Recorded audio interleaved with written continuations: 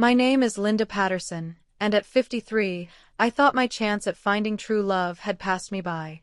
That was until Dr. Marcus Williams walked into my life through a dating app, promising me a future filled with luxury and romance. What I discovered about this man would shock me to the core and change everything I thought I knew about online relationships. If you're ready for a story about how a woman over 50 outsmarted a romance scammer and turned the tables on him completely, then you need to hear every single detail of what happened next. Because what this man tried to do to me, and what I did back to him, will leave you absolutely stunned. Obrigado por estar aqui. Acredito que esta história te ajuda ou você ajuda a alguém a reconhecer golpistas, coisas que todos nós precisamos saber. Enteo esse é o momento perfeito. Dixa o like Southeast Inscreva. Você garante todas as próximas histórias sem precisar procurar. Agora, voltando. The notification sound from my phone had become the highlight of my days. After my divorce 3 years ago, dating at my age felt impossible. Most men my age were either looking for women 20 years younger or came with more baggage than an airport carousel. But Dr. Marcus Williams was different. His profile picture showed a distinguished man with salt and pepper hair, wearing surgical scrubs and smiling confidently at the camera. Cardiothoracic surgeon at Mayo Clinic, his bio read. Recently widowed after losing my beloved wife to cancer. Looking for someone special to share life's remaining adventures. Our first conversation lasted 4 hours. He told me about losing his wife Sarah to breast cancer 2 years ago, how he'd thrown himself into his work to cope with the grief, and how he was finally ready to love again. His messages were eloquent, thoughtful, and filled with the kind of emotional intelligence that comes from someone who's experienced real loss. Linda, your profile shows someone who's lived a full life but isn't done living, he wrote. I find that incredibly attractive. Most people our age have given up on passion, but I can tell from your photos that you haven't. Within a week, we were talking on the phone every night. His voice was smooth, educated, with just a hint of what sounded like a southern accent. He knew medical terminology perfectly and would often mention his surgeries, his colleagues at Mayo Clinic, and his research on innovative heart procedures. I performed a triple bypass on a 45-year-old father of 3 today, he'd tell me. These moments remind me why I chose medicine. We gave that man his life back. He sent me photos of himself in various locations around Rochester, Minnesota, always in medical settings or upscale restaurants. The images showed expensive watches, tailored suits when he wasn't in scrubs, and the kind of confidence that comes with success and education. I've been thinking, he said during one of our evening calls, about taking some time off soon. This hospital has been my entire world since Sarah passed, but talking to you makes me realize I'm ready to start living again. Our conversations grew more intimate. He shared details about his late wife that brought tears to my eyes, how they'd met in medical school, their struggles with infertility, the way cancer had slowly taken her from him. In return, I opened up about my own divorce, my grown children who lived across the country, and my loneliness in my empty house in Phoenix. You deserve so much more than loneliness, Linda, he whispered during one late-night call. A woman like you should be treasured, protected, loved the way you were meant to be loved. 3 weeks in, he started talking about visiting. I have a medical conference in Las Vegas next month, he said. Phoenix isn't that far. I could drive down and finally meet you in person. My heart raced at the possibility. I'd been alone for so long that the thought of having someone want to see me, to hold me, felt almost too good to be true. I started planning what I'd wear, imagining our first embrace, dreaming about finally having someone in my life again. But then came the first red flag, though I didn't recognize it as one at the time. Linda, I have a confession, he said during our nightly call, his voice heavy with what sounded like exhaustion. There's been a complication with one of my patients. A 7-year-old girl who needs emergency surgery, but her family can't afford the specialized equipment we need. The hospital's funding has been delayed due to some bureaucratic nightmare. My heart ached for him. The way he described this child, the desperation in his voice as he talked about potentially losing a young patient due to money. It was heartbreaking. The equipment costs $15,000, and we need it within 48 hours or we'll have to transfer her to a facility that might not be able to help in time, he continued. I'm trying to work with the hospital administration, but you know how these things are. Red tape everywhere while a child's life hangs in the balance. Marcus, that's terrible, I replied, genuinely moved by his dedication to his patient. Is there anything I can do? No, Linda. I couldn't ask that of you. I'm just frustrated and needed someone to talk to. Someone who understands that some things are more important than money. The conversation stayed with me all night. Here was a man who was clearly successful, probably making several $100,000 a year as a cardiothoracic surgeon, but who was emotionally devastated about not being able to save a child due to hospital bureaucracy. The next morning, he called me earlier than usual. Linda, I barely slept. I keep thinking about little Emma, that's the patient's name. Her parents are beside themselves. The father actually offered to sell his truck to help pay for the equipment, but it's nowhere near enough. I could hear the genuine anguish in his voice. This was a man who dedicated his life to saving others, who was tormented by the possibility of losing a patient due to something as meaningless as money and red tape. That's when I made the decision that would change everything. Marcus, I want to help, I said, my voice firm with resolve. I have some money in my emergency savings. If it means saving a child's life, I want to contribute to that equipment fund. The silence on the other end stretched so long I thought the call had dropped. Linda. His voice was thick with emotion. I cannot ask you to do that. We barely know each other, and this is my professional responsibility, not yours. You're not asking. I'm offering. I insisted. I've been blessed in my life. My ex-husband and I built a successful real estate business before our divorce. I have more than enough to live comfortably, and if I can help save a child, there's no question about it. I could hear him taking deep breaths, clearly struggling with the decision. The hospital would need the funds transferred directly to our medical equipment supplier, he finally said. It's a company called MedTech Solutions that we've worked with for years. The transfer would need to go to their business account so they can expedite the shipment. Everything about his explanation made perfect sense. Large hospitals don't handle emergency equipment purchases through personal accounts. Of course, it would go through an established supplier with proper medical certifications and relationships. How exactly would this work? I asked, already mentally calculating how much I could spare for my emergency fund. I'd need to get you the wire transfer information for MedTech Solutions, he explained. Their accounting department would handle the transaction directly with the hospital's billing department. It's actually more efficient than going through the hospital's bureaucracy. We've done this before for urgent situations. He provided details that sounded completely legitimate. The supplier's federal tax ID number, their business account for medical equipment transactions, even their Better Business Bureau rating. As a former real estate professional, I knew how to verify business credentials, and everything he told me checked out online. Marcus, just tell me what you need, I said. That little girl shouldn't have to suffer because of administrative delays. The relief in his voice was palpable. Linda, you are truly an angel. Let me contact MedTech Solutions and get you the exact wire transfer details. They'll need the funds by tomorrow afternoon to guarantee overnight delivery of the equipment. That afternoon, I received a detailed email from what appeared to be MedTech Solutions, complete with professional letterhead, contact information, and specific instructions for the wire transfer. The email included a payment invoice for pediatric cardiac surgery equipment, emergency order #MT 2024-7842, and wire transfer instructions to First National Bank of Minnesota.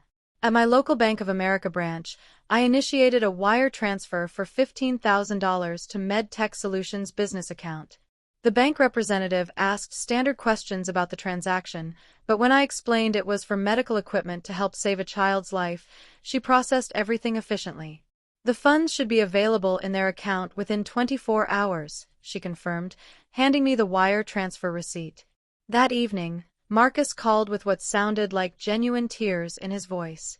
Linda, I just spoke with MedTech Solutions. They confirmed receipt of your payment and are expediting the equipment shipment. Little Emma's surgery is scheduled for tomorrow afternoon. Because of you, that little girl is going to live. The warmth that flooded through me was indescribable.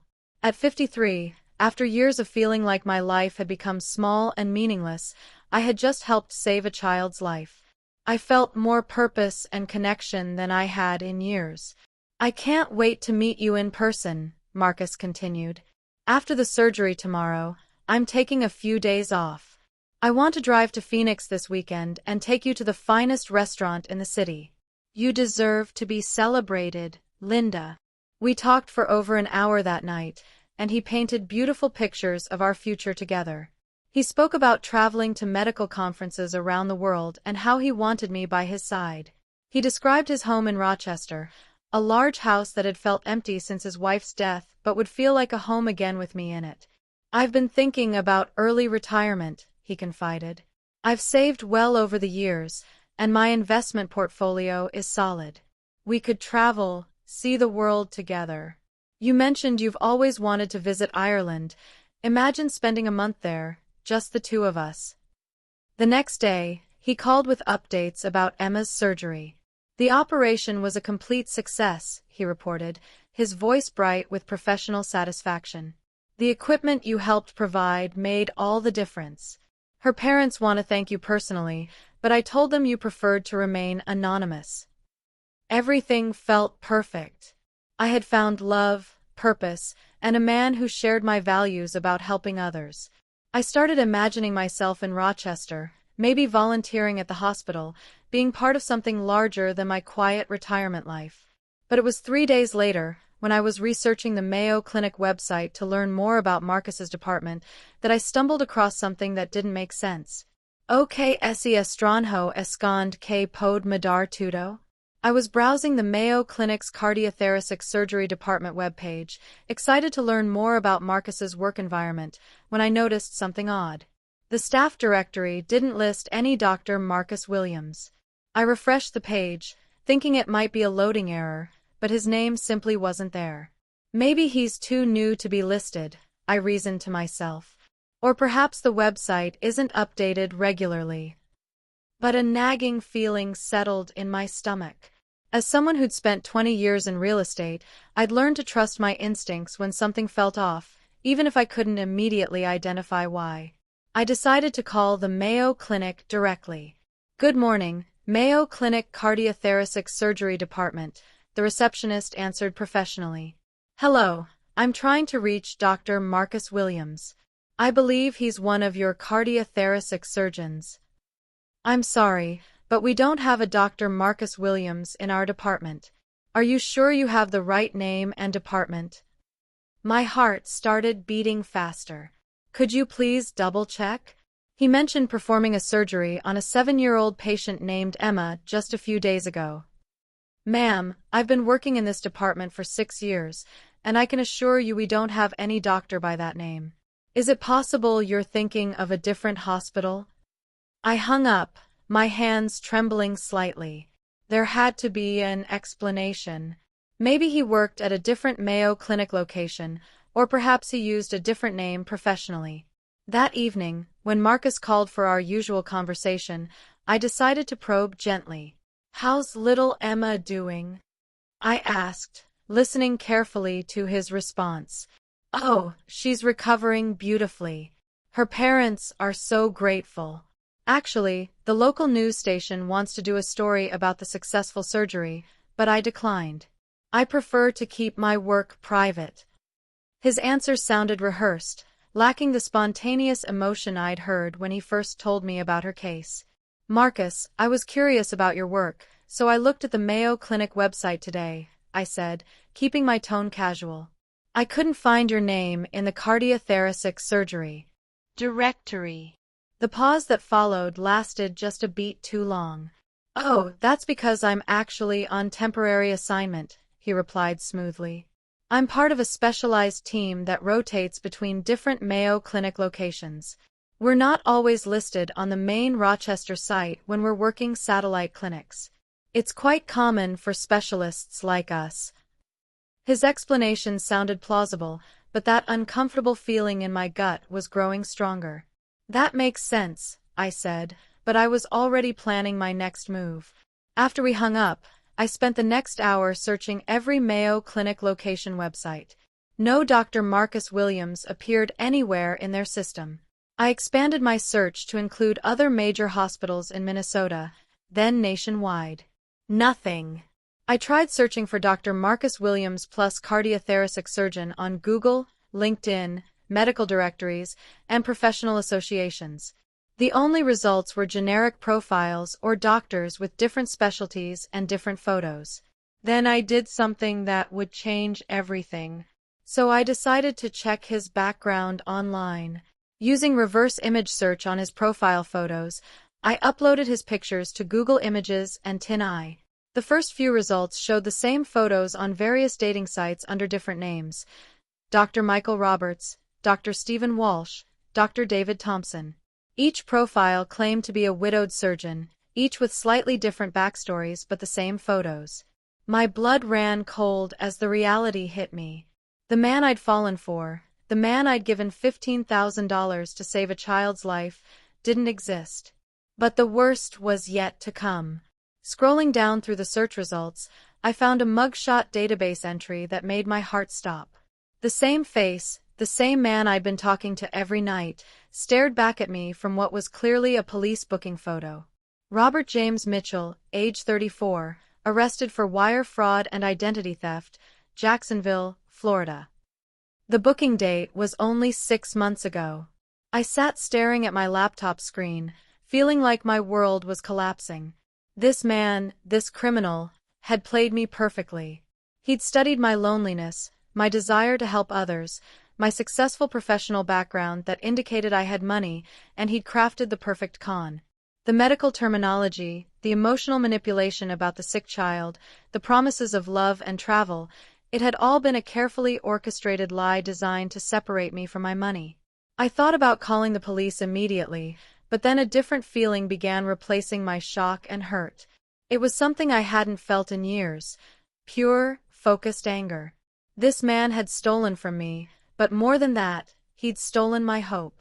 He'd made me believe, for the first time in years, that I was worthy of love, that I could make a difference in someone's life, that my future could be filled with purpose and companionship. Instead, he'd treated me like a mark, a victim to be exploited. As I stared at his mugshot, reading the details of his previous arrests for similar romance scams targeting women over 45, a plan began forming in my mind. Robert James Mitchell had chosen the wrong woman to mess with. I'd spent 2 decades in real estate, negotiating with some of the toughest businesspeople in Phoenix. I'd survived a contentious divorce, rebuilt my financial life from scratch, and learned to be completely self-reliant. If Robert thought I was going to quietly accept being victimized, he was about to discover just how wrong he could be. Será que segredo do passado vai virar a mesa? My hands were shaking with adrenaline as I screenshot every piece of evidence. The mugshot, the multiple dating profiles using his photos, the arrest records I found through public databases. Robert James Mitchell had been busy. Court records showed he'd scammed at least 12 women in the past 2 years, stealing amounts ranging from $8,000 to $25,000. But what made my blood boil even more were the victim impact statements I found in the court documents. Martha Williams, 58, from Tampa. He told me he was a military colonel stationed overseas. I sent him $12,000 for emergency leave to visit his dying mother. I found out later his mother had been dead for 10 years. Rebecca Chin, 61, from Atlanta. Dr. Richard Hayes promised to marry me after his medical mission in Syria ended. I wired $18,000 for his plane ticket home and wedding rings. He never existed. These weren't just financial crimes. They were emotional devastation inflicted on women who, like me, had dared to hope for love again later in life. Women who'd worked hard, saved carefully, and trusted someone who preyed specifically on their loneliness and generosity. The more I read, the clearer the pattern became. Robert specialized in targeting successful professional women over 45. He researched us carefully, choosing victims who were financially stable but emotionally vulnerable. Divorced or widowed women who'd built comfortable lives but were missing companionship. As I documented everything, my phone buzzed with a text from Marcus. "Good morning, beautiful. I'm driving to Phoenix tomorrow for our weekend together. I can't wait to finally hold you in my arms." The casual cruelty of it hit me like a physical blow. Even after stealing my money, he was continuing the charade, probably planning to extract even more during an in-person meeting. I imagined him showing up at my door with some new emergency.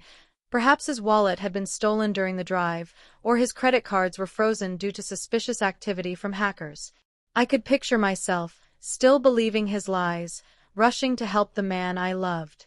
Giving him cash for a hotel room, meals, gas money to get home. Maybe even allowing him into my house, where he could assess what other valuables might be worth targeting. The thought of almost falling for it completely made me furious. But I wasn't going to call the police. Not yet. I was going to do something better. I created a fake email address and started researching romance scam support groups online. Within an hour, I'd connected with Sarah Morrison, a retired investigator who'd been scammed by Robert using the identity of Dr. James Foster, pediatric oncologist. "Linda, I'm so sorry this happened to you," Sarah wrote back within minutes of my reaching out.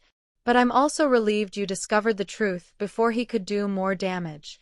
Robert is particularly dangerous because he's so good at the long game. Some of his victims sent money for months before realizing they'd been scammed." Sarah had been working with other victims to build a comprehensive case against Robert. She'd traced his real address to a rundown apartment complex in Jacksonville and had even discovered he was currently running at least 6 different romance scams simultaneously. "He's got a whole system," she explained during our phone call that afternoon. "Different phones for different identities, carefully crafted backstories, even fake social media profiles with photos of him at various professional locations. He puts more effort into his scams than most people put into legitimate jobs." Through Sarah, I connected with 3 other recent victims: Margaret, who'd lost $22,000 to Colonel David Mitchell; Patricia, who'd sent $16,000 to Dr. Edward Hayes; and Jennifer, who'd been corresponding with engineer Michael Stevens for 4 months and had wired $19,000 for various emergencies. We formed a group chat, sharing our experiences and evidence. The similarities were staggering.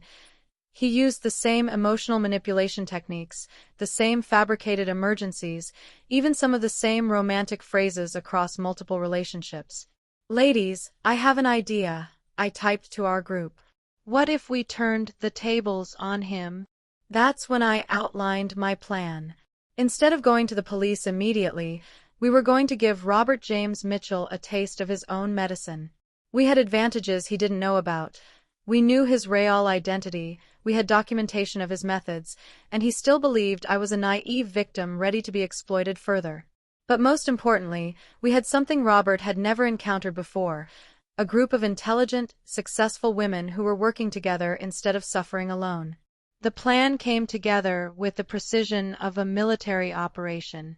Sarah, with her investigative background, would coordinate intelligence gathering. Margaret, who'd worked in banking for 30 years, would handle the financial aspects. Patricia, a retired lawyer, would ensure everything we did stayed within legal boundaries. Jennifer, who'd run a successful marketing firm, would handle communications and documentation. And I would be the bait. "Are you sure about this, Linda?" Sarah asked during our conference call. "This man is potentially dangerous. He's escalating from online scams to in-person meetings, which suggests he's getting bolder." "I'm absolutely sure," I replied. "He's coming to Phoenix expecting to manipulate me further.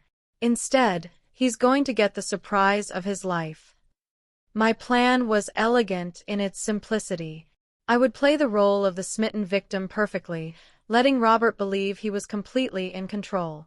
But instead of being alone and vulnerable when he arrived, I'd have backup, documentation, and most importantly, leverage.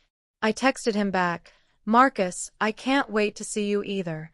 I've made dinner reservations at the Phoenician Resort for Saturday night. I want our first meeting to be perfect." His response came immediately, "Linda, you're incredible. But I insist on paying for dinner. It's the least I can do after your generous help with Emma's surgery."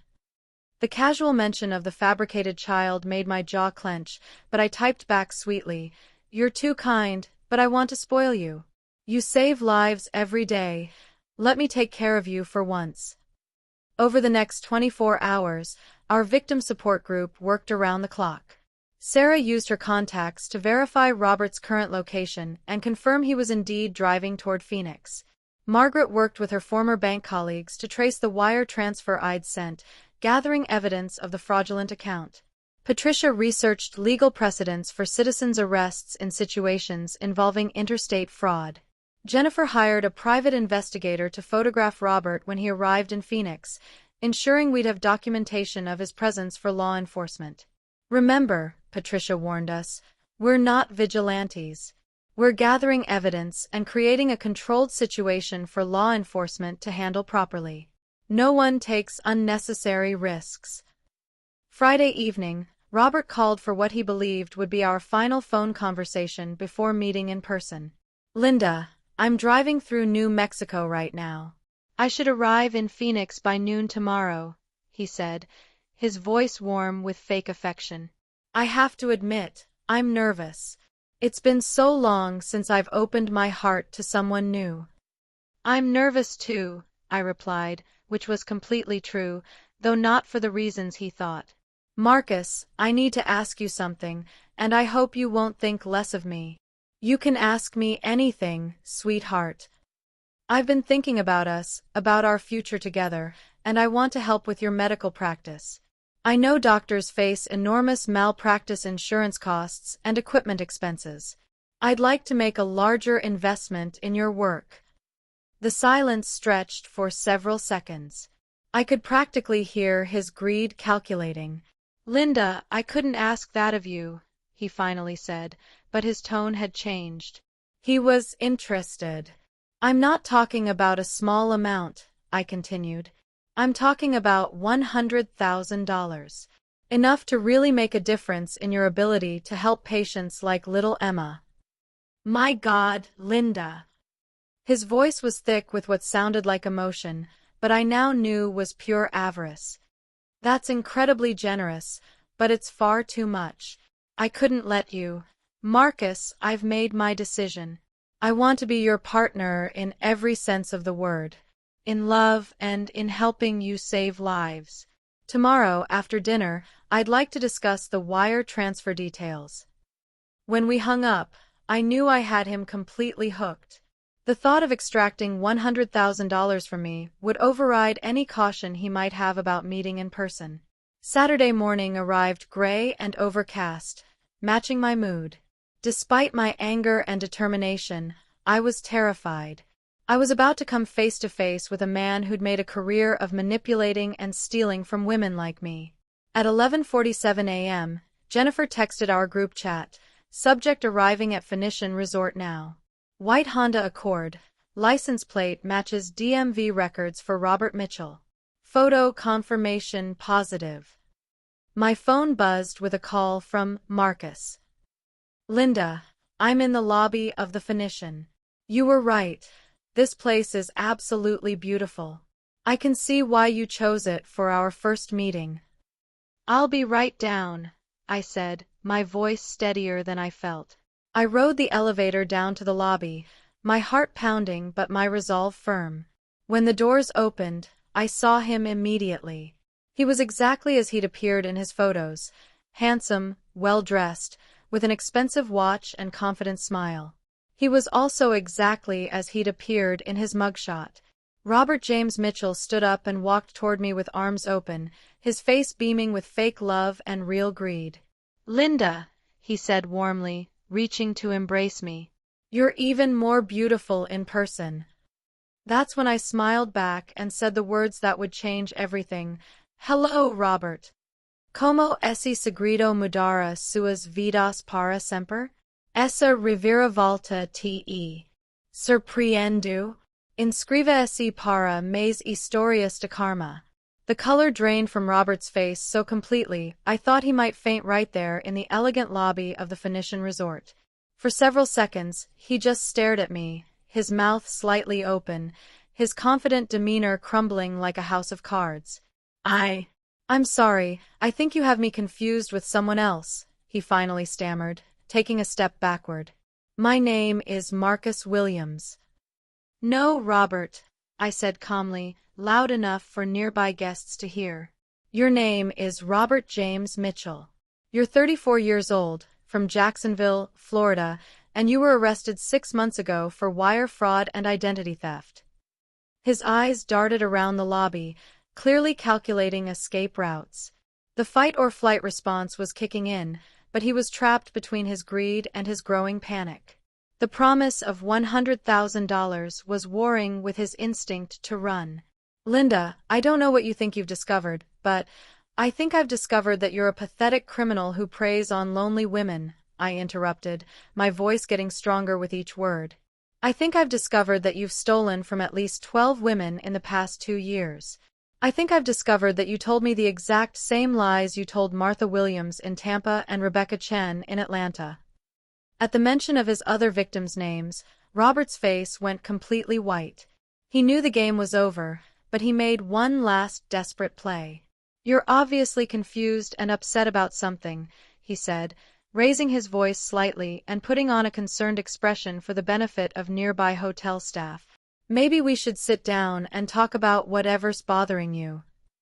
That's when Sarah Morrison appeared beside me, her retired detective badge visible on her jacket. Mr. Mitchell, she said in an official tone, I think you're the one who needs to sit down. Robert's head snapped towards Sarah, his last hope of maintaining the charade evaporating.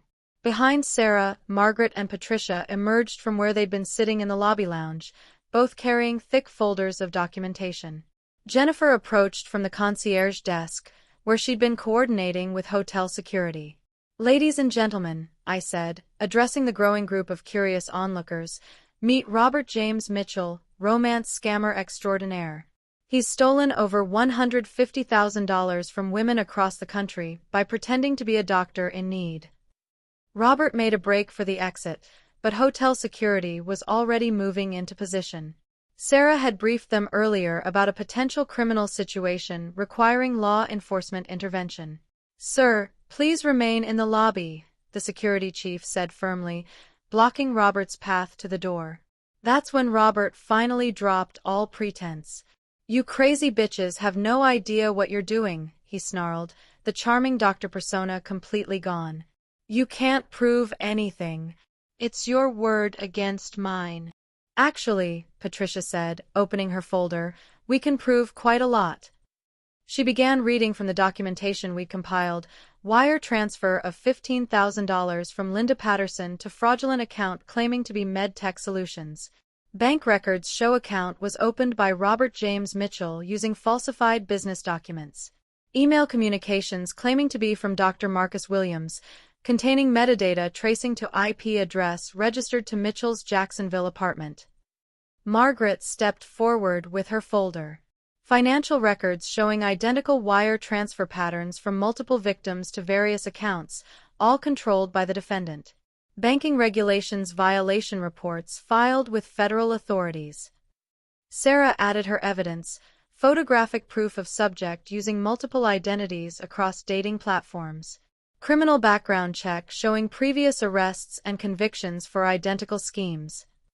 Jennifer held up her phone. And video documentation of today's interaction, clearly showing the subject responding to both the name Marcus Williams and Robert Mitchell. The hotel lobby had become completely silent except for Patricia's voice reading the charges. Other guests were recording the scene with their phones, creating a viral moment that would soon reach thousands of people online. Robert looked around desperately, realizing he was trapped not just physically but legally. His shoulders sagged as the weight of his situation hit him. Listen, he said, his voice now pleading instead of angry, maybe we can work something out. I can pay back some of the money. This doesn't have to involve the police. Oh, but it already has, Sarah said with satisfaction.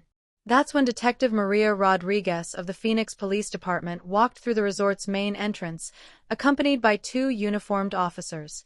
Mr. Mitchell? Detective Rodriguez said, approaching with handcuffs ready. You're under arrest for interstate wire fraud, identity theft, and multiple counts of criminal impersonation.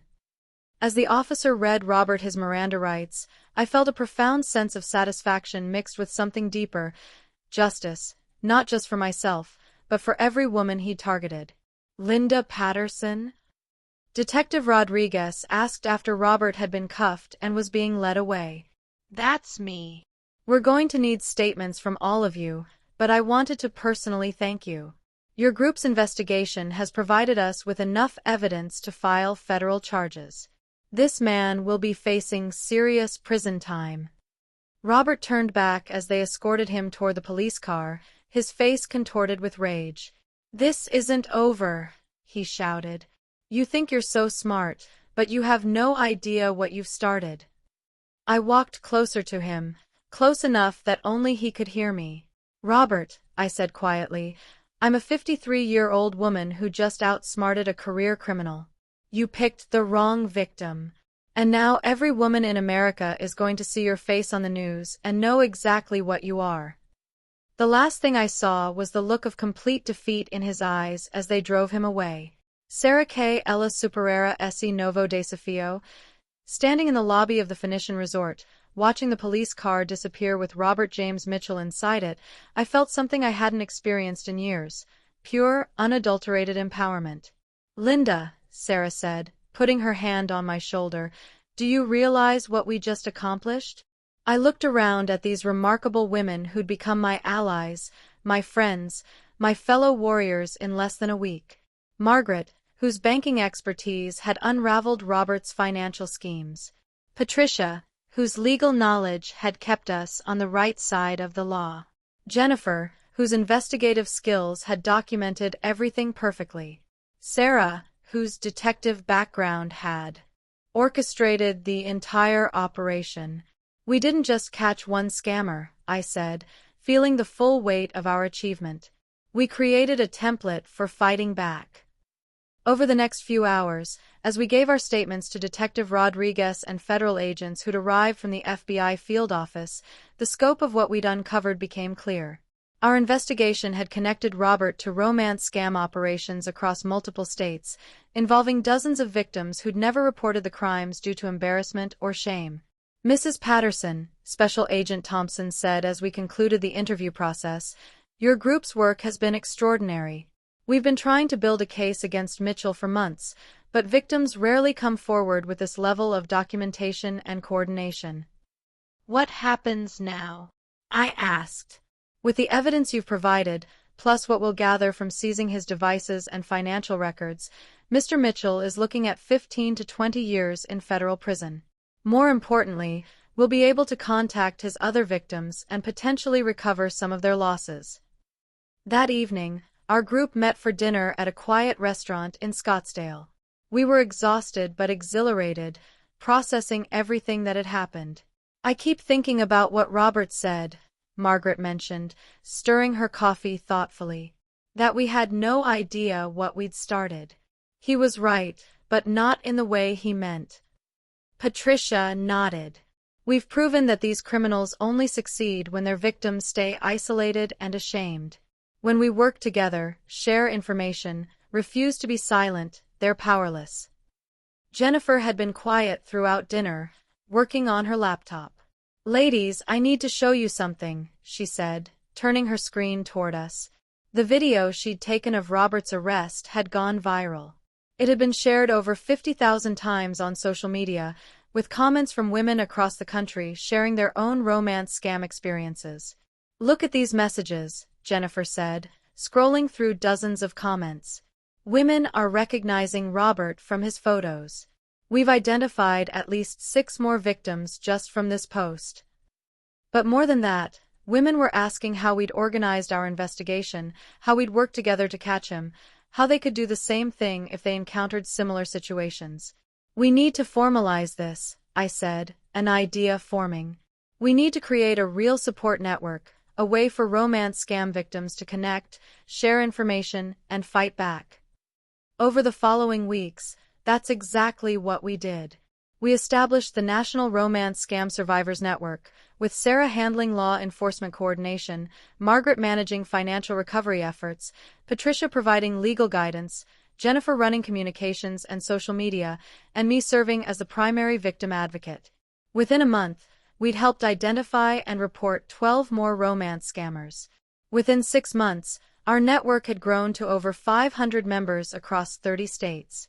We'd recovered more than $400,000 in stolen funds and helped law enforcement arrest 15 romance scammers. But the most rewarding part wasn't the money or the arrests, it was the transformation I saw in the women who contacted us.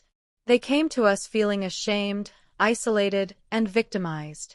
They left feeling empowered, connected, and ready to help protect others.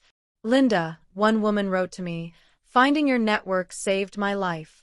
I was so embarrassed about falling for a romance scam that I was considering ending it all.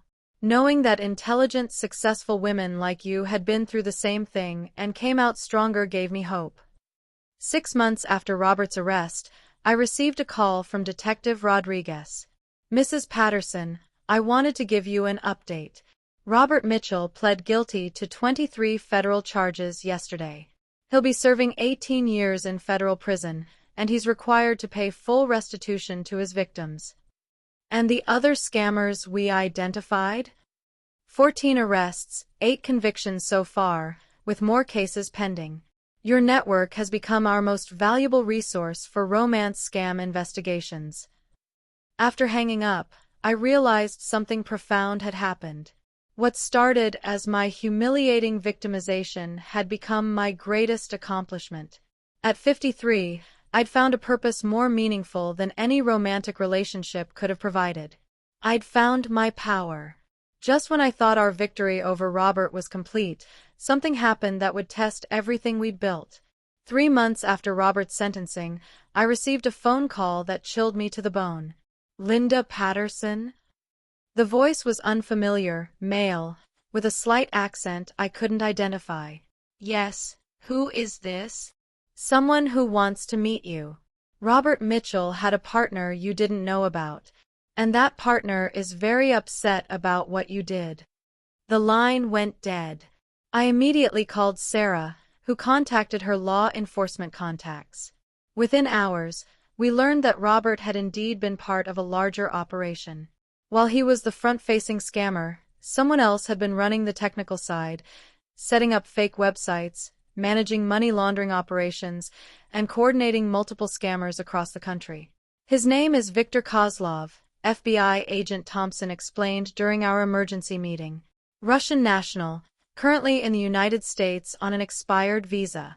He's been running romance scam operations for years, using local operatives like Robert to do the actual victim contact work." The scope of Victor's operation was staggering. Our investigation had inadvertently disrupted a network responsible for stealing over $2 million from hundreds of women across North America. By exposing Robert, we'd effectively destroyed years of carefully built criminal infrastructure. "Agent Thompson," I said, "you're telling me this man views me as personally responsible for ruining his business?" "Mrs. Patterson, I'm telling you that you and your network represent an existential threat to his entire operation. He's lost his best operative, his financial systems have been compromised, and law enforcement is now actively hunting him." Sarah leaned forward. "What kind of threat are we talking about?" "Victor has a history of violence when his operations are threatened. In 2018, a victim in Toronto who exposed one of his scammers was attacked in her home. She survived, but just barely." The room fell silent as the implications sank in. Our success had painted targets on our backs. But instead of fear, I felt something else: determination. "Agent Thompson, what do you need from us to catch this man?" "Mrs. Patterson, I need you to understand that this isn't a game anymore. Victor isn't some bumbling romance scammer you can outsmart with clever detective work. He's a dangerous criminal, with resources and connections. I understand that, I replied firmly. But I also understand that if we don't stop him, he'll just rebuild his operation with new victims. How many more women will suffer while we hide? Over the next week, our network received increasingly threatening messages. Victor's people had identified Margaret, Patricia, and Jennifer as well. They'd done their research, learning our addresses, our routines, our vulnerabilities. He's trying to intimidate us into silence, Patricia observed during one of our strategy sessions. It's the same psychological manipulation Robert used, just with fear instead of fake love. But Victor had made a crucial miscalculation. He assumed we were the same isolated, vulnerable women who'd originally fallen for romance scams. He didn't understand what we'd become. Ladies, I said, looking around the table at these remarkable women who'd become my closest friends, I have an idea. But it's dangerous, and it requires all of us to be willing to take a significant risk. My plan was audacious. Instead of waiting for Victor to come after us individually, we would draw him into the open by appearing vulnerable while actually being protected by law enforcement. Victor succeeds by staying hidden, using intermediaries like Robert to do his dirty work, I explained. But he's angry enough about our disruption of his operation that we might be able to provoke him into making a personal appearance. Agent Thompson was initially opposed to the idea. Mrs. Patterson, you're talking about using yourselves as bait for an extremely dangerous individual.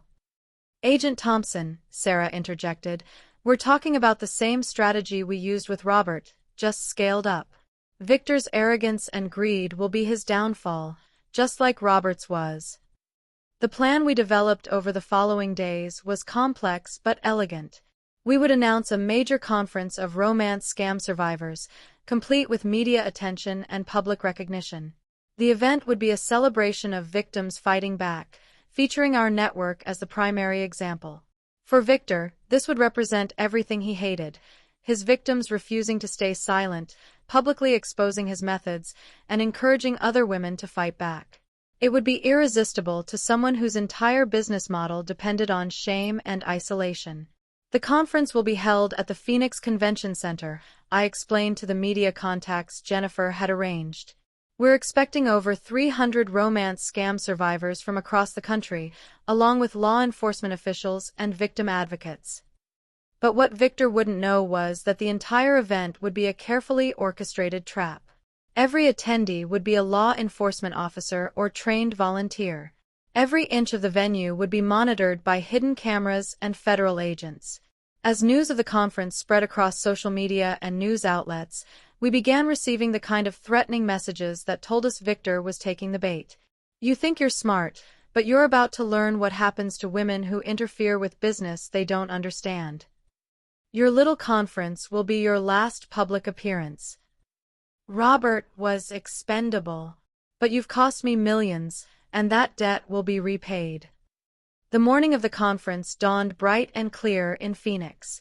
The convention center bustled with what appeared to be hundreds of romance scam survivors, but I knew better. Every single person in that building was either law enforcement or working with law enforcement. I stood at the podium, looking out at the crowd, knowing that somewhere out there, Victor Kozlov was watching. Agent Thompson had confirmed that surveillance teams had spotted suspicious individuals conducting reconnaissance around the venue for the past 2 days. Ladies and gentlemen, I began, my voice amplified throughout the large conference hall. 6 months ago, I was a victim. Today, I'm standing here as proof that we don't have to stay victims. The audience responded with enthusiastic applause. Even knowing they were all agents and volunteers, the energy was real. This conference represented something powerful, the idea that criminals could be fought and defeated by their intended victims. I continued my speech, knowing that every word was being broadcast live on social media, reaching Victor wherever he was hiding. Romance scammers count on our shame, our isolation, our reluctance to admit we've been fooled. They count on us staying silent while they move on to their next victim. But when we work together, when we share information, when we refuse to be intimidated, they become powerless. That's when the lights went out. Emergency lighting kicked in immediately, bathing the conference hall in an eerie red glow. But instead of panic, the audience moved with military precision. These weren't frightened victims. They were trained professionals ready for exactly this scenario. All attendees, remain calm and stay in your seats. Agent Thompson's voice came through the sound system. We have a brief power issue that will be resolved shortly. But I knew this wasn't a power issue. Victor had made his move. Through my earpiece, I heard the coordination between various law enforcement teams positioned throughout the building. Team Alpha, we have movement in the utility corridors. Team Bravo, suspicious individuals approaching from the parking garage. Sniper teams report 3 unknown subjects on surrounding rooftops. Victor hadn't come alone, and he hadn't come to simply intimidate us. This was an operation designed to eliminate the threat our network represented to his criminal enterprise. Mrs. Patterson, we need to move you to the secure location now, Agent Rodriguez whispered, appearing beside the podium. But as we started toward the exit, a voice boomed through the conference hall sound system, a voice with the same accent I'd heard on that threatening phone call. Linda Patterson, you cost me everything. Time to pay the price. The voice was coming from the convention center's security office, where Victor had apparently taken control of the building's communications system. Victor Kozlov, I said into my microphone, knowing he could hear me, you cost yourself everything the moment you decided to steal from innocent women. You think you're clever, old woman? You think your little police friends can protect you? I've been running operations like this while you were playing house in your suburban paradise. That's when I made the decision that Agent Thompson later called either brilliant or completely insane. Instead of following the evacuation protocol, I walked back to the podium. Victor, if you want me, I'm right here. But I'm not the helpless victim you think I am. Through the building security cameras, Victor had a clear view of me standing alone at the podium. It was exactly what his ego needed, the woman who'd destroyed his operation, apparently defenseless and defiant. Team Charlie, we have movement toward the main hall, came through my earpiece. I could see them now, 3 men in black tactical gear moving through the emergency exits toward the stage. But what they couldn't see were the dozens of federal agents positioned throughout the darkened hall, waiting for them to commit to their attack. There she is, Victor's voice echoed through the sound system. The woman who thinks she can destroy my life without consequences. The middle figure raised what looked like a weapon, and suddenly the hall erupted into controlled chaos. Federal agents, drop your weapons, came from multiple directions as tactical teams moved in. Flashbang grenades created blinding flashes of light and deafening noise. Through my earpiece, I heard the rapid coordination of the arrest teams. 3 suspects down, main hall secured. Rooftop teams neutralized, no shots fired. Security office breached, primary target in custody. Within minutes, it was over. Victor Kozlov sat in handcuffs in the convention center security office, surrounded by FBI agents and evidence of his operation's scope, laptops full of victim information, financial records of money laundering operations, and communications with romance scammers across multiple countries. When they brought him past where I was sitting with Agent Thompson, Victor looked directly at me with pure hatred. You have no idea what you've done, he said. There are others. This doesn't end with me. I stood up and walked over to him, close enough that only he could hear me. Victor, I'm a 53-year-old woman who's tired of men like you thinking we're easy targets. If there are others, we'll find them too. Because you made one crucial mistake. What's that? You turned victims into fighters. And now there are hundreds of us, all working together, all watching for the next man who thinks he can steal from women and get away with it. The last thing I saw was the dawning realization in Victor's eyes that he hadn't just lost this battle. He'd created an army of enemies who would never stop hunting his kind. As federal agents led him away to face charges that would put him in prison for life, I felt a satisfaction deeper than anything I'd experienced in years. We'd won. Not just against Victor, not just against Robert, but against the entire system that preyed on women's loneliness and trust. Mas como isso mudará esse futuro? 6 months after Victor's arrest, I stood in the same Phoenix Convention Center where we'd orchestrated his capture, but this time for a real romance scam survivors conference. Over 400 women had traveled from across the country to attend, along with law enforcement officials, victim advocates, and media representatives from major news networks. The difference between this event and our elaborate sting operation was profound. Instead of the controlled atmosphere of trained agents, the hall buzzed with genuine emotion, tears, laughter, anger, and most importantly, empowerment. When I first contacted Linda's network, said Maria Santos, a 48-year-old teacher from Texas, I was ashamed, broke, and considering suicide. I'd lost $30,000 to a scammer who convinced me he was a deployed soldier in Afghanistan. Today, I'm leading a support group in Houston and have helped catch 3 romance scammers in my area. The success stories were remarkable. Our National Romance Scam Survivors Network had grown to over 2,000 members across all 50 states and 3 Canadian provinces. We'd helped law enforcement arrest 47 romance scammers, recovered more than $1.2 million for victims, and most importantly, prevented countless other women from falling for these schemes. Agent Thompson, who became something of a friend over the months of our collaboration, spoke about the impact our work had had on federal law enforcement efforts. The Patterson Network, he said, using the nickname law enforcement had given our organization, has revolutionized how we approach romance scam investigations. Instead of waiting for isolated victims to report crimes, we now have an early warning system that identifies and stops these operations before they can cause widespread damage. But the most satisfying moment came when we announced the establishment of the Linda Patterson Foundation for Romance Scam Education and Prevention. Using donations from supporters and recovered funds from criminal operations, the foundation would provide financial assistance to scam victims and fund educational programs to prevent future victimization. I never expected my name to be associated with anything like this, I told the audience during my closing remarks. 6 months ago, I was a lonely divorcee who fell for an elaborate lie. Today, I'm standing here with 400 women who've transformed their victimization into purpose. The personal transformations went beyond our organization's public success. Sarah had returned to consulting work but now specialized in training law enforcement on romance scam investigations. Margaret had started a financial recovery service specifically for fraud victims. Patricia was working pro bono on legislation to strengthen penalties for romance scammers. Jennifer had launched a digital marketing company focused on fraud prevention education. And me. At 54, I discovered that my real calling wasn't finding love, it was helping other women find their strength. The most important thing we've learned, I continued, looking out at the faces of women who'd been through hell and emerged stronger, is that these criminals only succeed when we suffer in silence.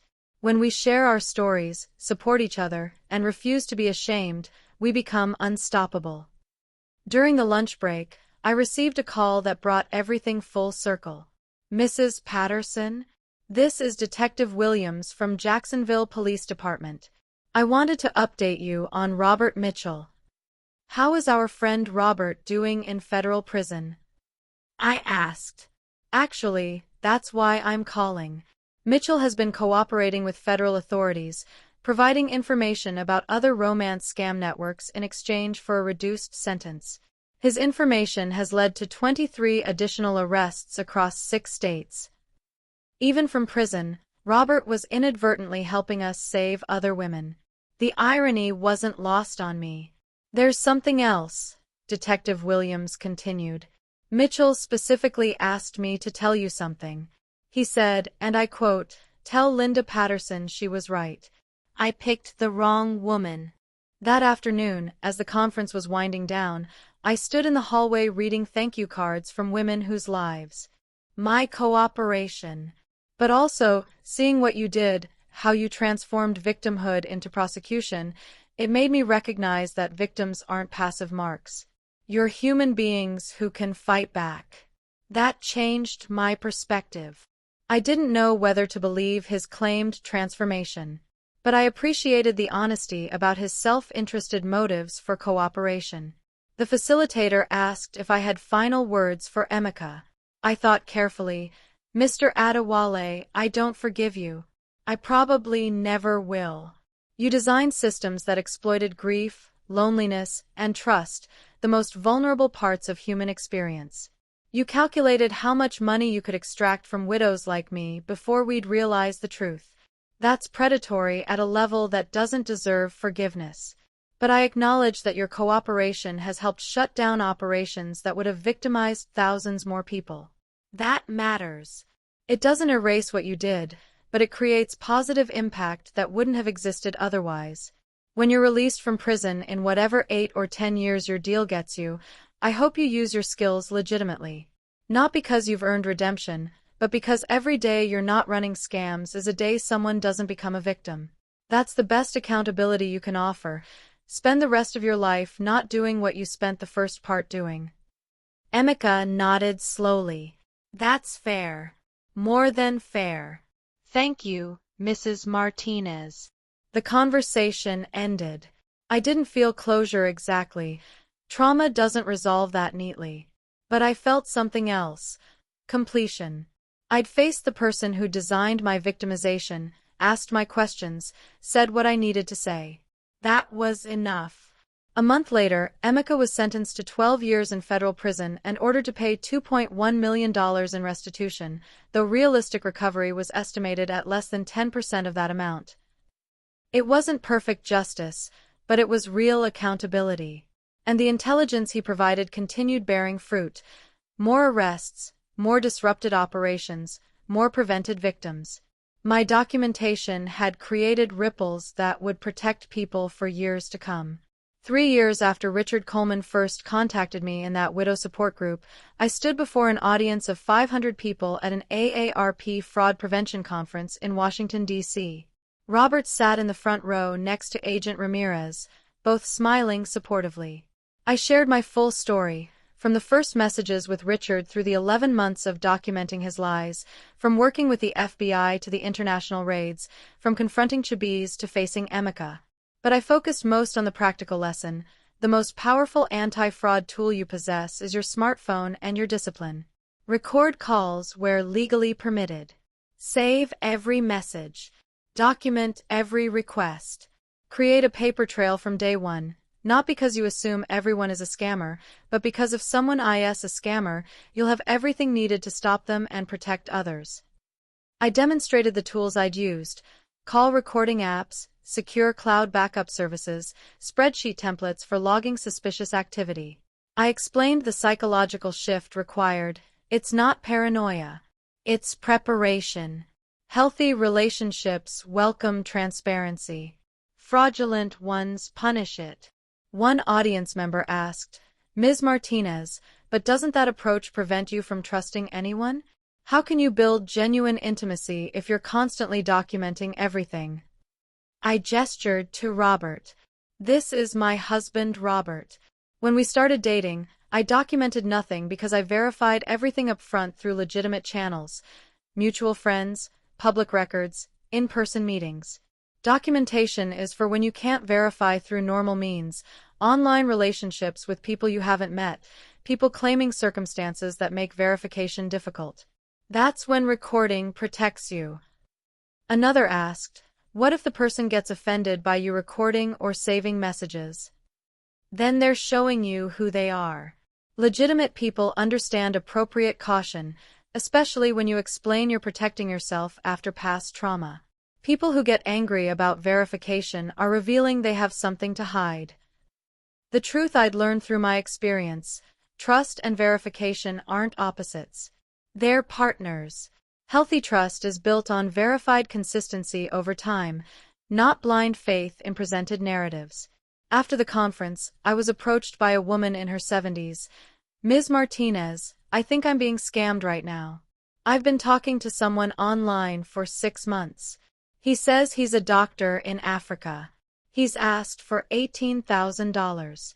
After hearing your talk, I started recording our calls today. Within 2 conversations, I caught him in 3 contradictions.